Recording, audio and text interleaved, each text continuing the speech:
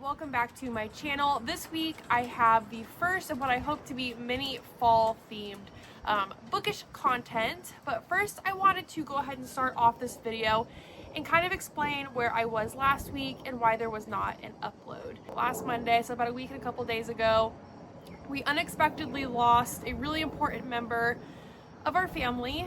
I think a few videos ago I introduced you guys to my horse Lena. She was very important to our family. We look at all of our animals as part of our family, and all of our animals have lifelong homes with us and they become really special and important to us. And she was also my teammate in a lot of ways. We did horse shows together, we competed and did a lot of really important things together, and she helped me accomplish a lot of my dreams and goals when it comes to showing horses. And unfortunately, Lena passed away a little over a week ago. It was very unexpected and not something we thought was going to be happening anytime soon. I won't give a lot of details just because I know people don't come here for horse content, but she got really sick and it just progressed really fast. And our vet was absolutely wonderful and he did everything in his power to try to save her. And unfortunately, with the kind of illness she had, surgery just was not an option for her. She was not a great surgery candidate, unfortunately. And we had to make the really hard decision that I think all animal owners dread. And we had to say our goodbyes. And it was a really hard day. And it's been a really hard last week and a half. It's been an extremely tough time. Every day gets a tad bit easier. I wouldn't say it gets better, but it gets easier. So that's why there was not a post last week. It was very fresh last week. I was and have been absolutely devastated. Okay, so now moving on. Thank you guys for listening to me really quick on that. Okay, so for this week's video, I am going to show you guys 4 books I recommend you read in the fall season, and then 4 books I hope to read this fall season. So let's go ahead and knock out the ones I recommend. I'm someone who really enjoys paranormal mystery thrillers. I really enjoy a good ghost story. Okay, so to go ahead and start, the first one here is not one that I've seen a lot of people talk about, and it definitely falls within the classics category, but that is The Woman in Black by Susan Hill. So this is about Arthur Kipps, who is a junior solicitor, which is an attorney. That's what his job would be now. He's an attorney. And he has to go to the funeral of, let's see, what's her name? Mrs. Alice, I think it's Droblow. It's been about 2 years since I've read this. I can't 100% remember, but I think it's Droblow. And he has to go through her estate, sort everything out, and then make sure everything gets kind of sent to who it belongs to. And the community knows and believes that the house, what's it called? El Marsh House. Everyone believes that El Marsh House is haunted, but our main character does not believe that until at the funeral he sees this woman who is all dressed in black, and she kind of haunts him all the way through this book. And I will say, guys, that there were parts in this book that truly spooked me. Like, this is actually a very creepy book. Once you are in it, guys, it's a wonderful read. I highly recommend it if you just want a really eerie ghost story type book. And the scenes where the ghosts and interactions are happening feel so real. Guys, I'm telling you, this one will spook you out. Highly recommend. You have to read this one. So our next one here is one that I know has been talked about a lot, but it is one that I truly recommend, and I feel like most people who read this do enjoy it, and it is called Hidden Pictures by Jason, is it Rekulak? I mean, if the names are even a smidge difficult, you know I'm not gonna be able to pronounce it, but this is one that I know a lot of people love. So this one is about Mallory Quinn. She is fresh out of rehab and she gets this job as a nanny for this family. Anyways, she learns to really love the young boy that lives in this house, but he is always in his sketchbook. And what's really creepy about this is I won't show you the pictures towards the end because I feel like that'll give it away. But let's see, it has like these drawings from the little boy included, And the pictures go from being like a standard little kid's drawing to being very vividly clear. And when all the weird stuff starts happening, people are trying to blame her because they see her as like this problemed, or this human with problems, essentially. So they try to get her to take a lot of the blame. But really what's happening is this young boy, is he troubled, or is there something paranormal going on in this house? She's trying to save him and get the parents, because the parents 100% do not believe that Teddy is doing this. They think that this is Mallory like cooking up this whole scheme. So Mallory is fighting tooth and nail to get these parents to save the little boy, and they're really not. So she's seeing herself as the person who has to save this little boy.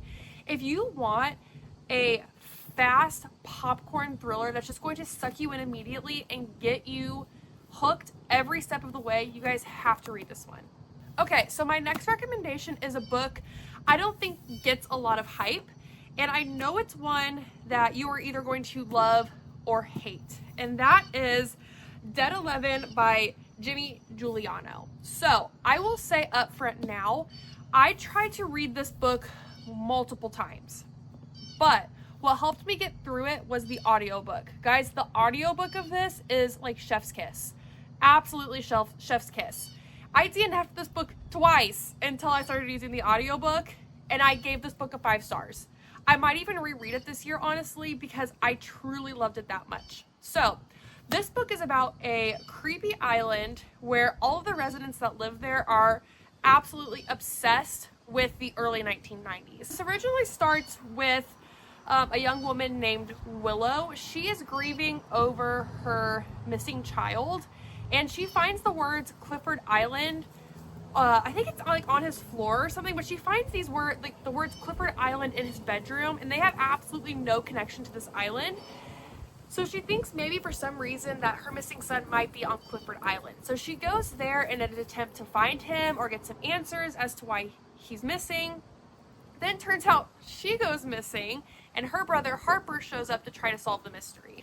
So if you like something that has the ghost story element, that gets you on the edge of your seat, that makes you feel like you are at summer camp, I highly recommend this read for you. And my final fall recommendation is In My Dreams I Hold a Knife by Ashley Winstead. So I know this one's very popular in the dark academia world, but I would say if you're just in the mood for a good mystery thriller, this one's wonderful. So what happens in this one is there are 6 college friends, and unfortunately one of them is unalived while they are still in school, and then they all graduate, they all move on with their life, and then they all come back for a 10-year reunion. But there is somebody there who has not moved on, and we're trying to figure out who that person is and why they are causing such chaos, especially for the 5 surviving friends. Someone was actually pinned for this murder and was blamed, but everyone thinks that that's not the real killer, and this person who is causing chaos amongst the friend group is doing everything possible to try to find the real killer, even if that means hurting other people in the process. So if you just want a spooky good time where you're trying to also solve a murder at the same time, In My Dreams I Hold a Knife is a high recommendation of mine. Alright you guys, so now it is time for the 4 books I hope to read this fall. So the first one I have here is Make Me a Mixtape by Jennifer Whitebird. So I got this book on a girls trip with my best friend who also is an avid reader. I got this book in the clearance section of Half Price Books, but I just thought it looked so cozy with like the fall leaves. Like it just looks like the perfect fall read. So to kind of give a little bit about what this is, it says Allie Andrews gave up on the music world 10 years ago. No wild tours, no late nights, no career-ending inter-band blowouts. Just day after day of working in her aunt's cafe in Brooklyn and recording 80s cover songs in her tiny apartment. The last thing she wants or expects is to be recognized as a former punk rocker, Allie Jetski. But a last-minute coffee delivery lands her face-to-face with the big, handsome, and quite possibly #1 fan, Ryan Abernathy.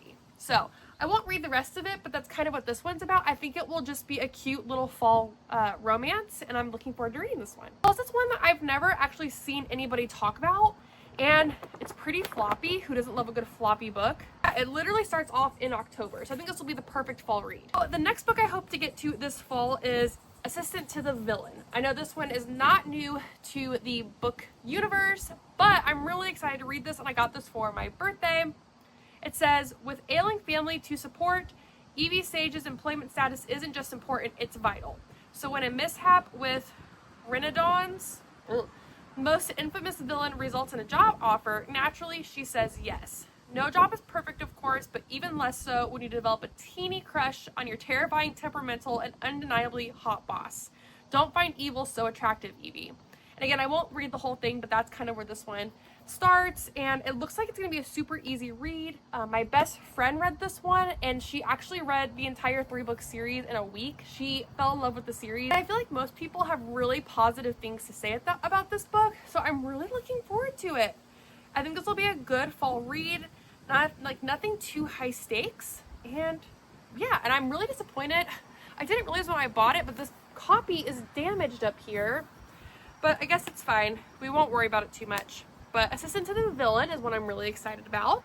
The third book that I want to get to this fall is My Best Friend's Exorcism by Grady Hendrix. Guys, this book screams like early 90s, early 2000s, just like summer camp horror, at least from the cover. I'm really excited about this one. It says, high school sophomores Abby and Gretchen have been best friends since the 4th grade, but after an evening of skinny dipping goes disastrously wrong, Gretchen begins to act different. She's moody, she's irritable, and bizarre incidents keep happening whenever she's nearby. So I've heard, like, not only does this book have the great mystery thriller fall vibes, it also has a wonderful friendship plot. So I think that this book is going to be absolutely amazing. I know a lot of people really enjoy it. And then the 4th book I want to read this fall is Heartless Hunter. This is going to hopefully be a buddy read with my sister-in-law. So this one says, enemies to lovers doesn't get more high stakes than a witch and a witch hunter falling in love in the best-selling Kristen, Cicerelli's latest romantic fantasy. So I think this one's going to be so fun. I know that, again, this book's not new to the book world. I know that the second one was released not that long ago. But guys, I didn't realize the font was like that huge. I think I'll be able to like knock this one out pretty quickly. But I Googled the best time to read this book because I wanted to pick it up right after I got it for my birthday this summer. But it said that this was a great fall vibe book. So that is when I plan to read this one, and I'm really looking forward to it. And like I said, it's going to be a buddy read. Alright, you guys, thank you so much for hanging out with me on this quick little fall bookish video. Also, thank you again for letting me share what's going on in my life with you guys, and for you guys having some grace for me to take a week off and just be in my feelings for a little bit. But I'm excited to get back, and next week I plan to have a full reading vlog ready for you guys. But this week I just wanted to do something quick and fun and just tell you about the books I love for fall and what I'm also looking forward to reading this fall season. So if you would, I would really appreciate it if you would like and subscribe to my channel, and I will see you guys next time. Talk to you later.